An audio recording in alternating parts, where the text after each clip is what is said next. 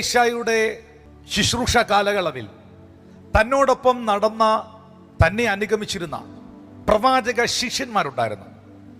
ആ പ്രവാചക ശിഷ്യന്മാരിൽ ഒരാൾ, ഏലീശായുടെ കൂട്ടത്തിലുള്ള ഒരാൾ, ഒരു ശുശ്രൂഷകൻ മരണപ്പെട്ടു. ആ മരണത്തിൻ്റെ അനന്തരഫലമായി, ആ ദൈവപുരുഷൻ മരിച്ചതിൻ്റെ അനന്തരഫലമായി, അല്ലെങ്കിൽ ആ ഭവനത്തിൻ്റെ നാഥൻ നഷ്ടപ്പെട്ടതിനാൽ ആ വീട്ടിൽ പട്ടിണി ഉണ്ടായി. ആ കർത്തൃദാസന്റെ ഭാര്യ ആകെ പ്രതിസന്ധിയിലായി, കടം കയറി, കുഞ്ഞുങ്ങളെ കടക്കാർ പിടിച്ചുകൊണ്ടുപോകാൻ ആരംഭിച്ച സാഹചര്യം. പെട്ടെന്ന് ഏലീശ ആ വീട്ടിൽ ചെല്ലുന്നു. ആ വീട്ടിൽ ഏലീശ ചെല്ലുന്ന സമയത്ത് ഏലീശായോട് തൻ്റെ സഹശുശ്രൂഷകന്റെ ഭാര്യ അറിയിക്കുകയാണ്, യജമാനനെ, എൻ്റെ ഭർത്താവ്, നിന്റെ ശുശ്രൂഷകൻ യഹോവ ഭക്തനായിരുന്ന ഒരു മനുഷ്യനായിരുന്നു എന്ന് നിനക്കറിയാമല്ലോ. ദൈവഭക്തിയോടെ ജീവിച്ച മനുഷ്യനായിരുന്നു എന്ന് നിനക്കറിയാമല്ലോ. ഇപ്പോൾ ഇതാ കടം കയറി എൻ്റെ വീട് പ്രതിസന്ധിയിലായിരിക്കുന്നു. എൻ്റെ കുഞ്ഞുങ്ങളെ കടക്കാർ പിടിച്ചുകൊണ്ടുപോകാനായി വന്നിരിക്കുന്നു. ആ സമയത്ത് അതിൻ്റെ 2-ാമത്തെ വാക്യത്തിനകത്ത് ഏലീശ അവളോട് പറയുന്നൊരു സ്റ്റേറ്റ്മെന്റ് ഉണ്ട്. ഞാൻ നിനക്ക് വേണ്ടി എന്തു ചെയ്യണം പറക. ഒന്നുകൂടെ ഞാൻ ആ വാക്ക് പറയുന്നു. ഏലീശ അവളോട് ഞാൻ നിനക്ക് വേണ്ടി എന്തു ചെയ്യണം. നമുക്ക് ചിന്തിക്കാം, ദൈവമല്ലേ ചെയ്യേണ്ടത്, എലീശയാണോ? ദൈവമല്ലേ പ്രവർത്തിക്കേണ്ടത്, എലീശയാണോ?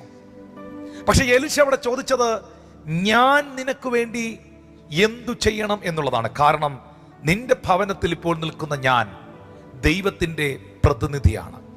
ഞാൻ ഭൂമിയിൽ കെട്ടിയാൽ അത് സ്വർഗത്തിൽ കെട്ടപ്പെടും, ഞാൻ ഭൂമിയിൽ അഴിച്ചാൽ അത് സ്വർഗത്തിൽ അഴിയപ്പെടും. ഞാൻ നിനക്ക് വേണ്ടി ദൈവത്തിന്റെ സന്നിധിയിൽ വാ തുറന്ന് ചിലത് കൽപ്പിച്ചാൽ അത് നിന്റെ ജീവിതത്തിൽ സംഭവിക്കും. Praise God.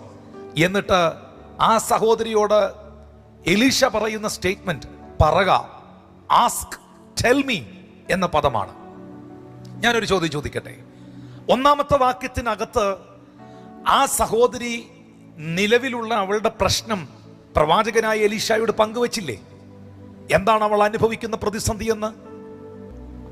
പക്ഷെ വീണ്ടും എന്തിനാണ് 2-ാമത്തെ വാക്യത്തിനകത്ത് എലീശ അവളോട് ചോദിച്ചത്, ഞാൻ നിനക്ക് വേണ്ടി എന്ത് ചെയ്യണം, നിന്റെ വീട്ടിൽ, നിന്റെ വ്യക്തിപരമായ ലൈഫിൽ എന്ത് സംഭവിക്കണം എന്ന് നീ പറക. ആ വാക്ക് ശ്രദ്ധിച്ചോണം. നീ പറക, നീ പറയണം. ദൈവത്തിനറിയാം നിന്റെ പ്രശ്നം.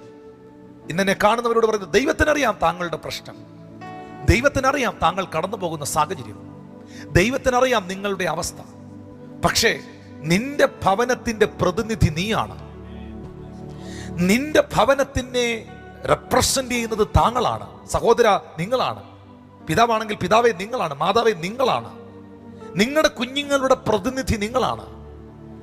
ദൈവദാസനെ, നിങ്ങളുടെ ദേശത്തിന്റെ പ്രതിനിധി നിങ്ങളാണ്.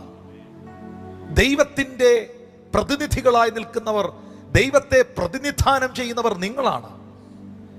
നിങ്ങൾ വാ തുറക്കണം.